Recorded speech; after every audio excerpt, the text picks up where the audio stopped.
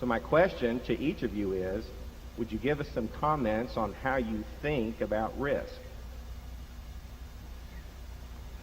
Well, we think of business risk in terms of what can happen, say, 5, 10, 15 years from now that will destroy or modify or reduce the economic strengths that we perceive currently exist in a business.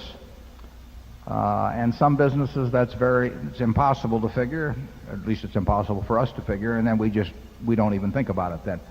We are enormously risk averse. We are not risk averse in terms of losing $1 billion if there were an earthquake in California today. And we're thinking of writing a policy, for example, in the next week or so on a primary insurance risk of over $1 billion. That doesn't bother us as long as the math is in our favor. But in terms of doing a group of transactions like that, we are very risk averse. In other words, we want to think that we've got a mathematical edge in every transaction, and we think that we'll do enough transactions over a lifetime so that no matter what the result of any single one, that the group expectancy gets almost to certainty. When we look at businesses, we try to think of what can go wrong with them. We try to look at businesses that are good businesses now, and we think about what can go wrong with them. If we can think of very much that can go wrong with them, we just forget it. We are not in the business of assuming a lot of risk in businesses. And that doesn't mean we don't do it inadvertently and make mistakes, because we do. But we don't intentionally or willingly, voluntarily go into situations where we perceive really significant risks that the business is going to change in a major way. And that gets down to what you probably heard me talk about before, is what kind of a moat is around the business. Every business that we look at, we think of as an economic castle. And castles are subject to marauders.